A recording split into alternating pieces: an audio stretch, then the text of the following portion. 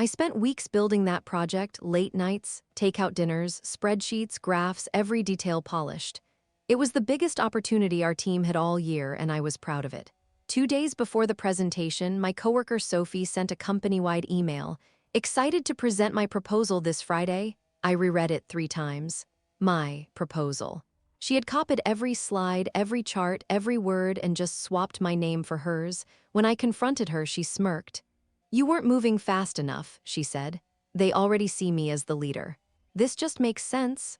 I wanted to explode, but instead I went quiet, and that scared her more than yelling ever would.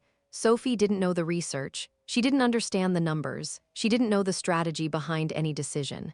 She only knew how to take credit, not how to do the work.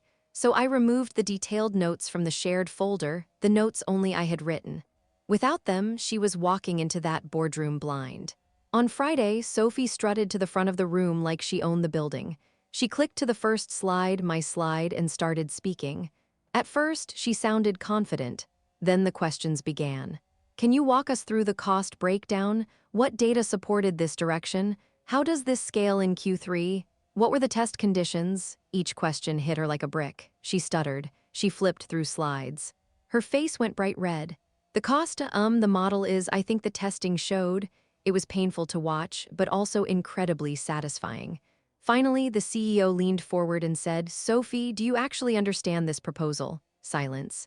Then in the softest whisper I've ever heard, she said, "No." The CEO scanned the room. "Who created this?" Sophie's finger slowly lifted and pointed at me. I walked to the front, calm and steady.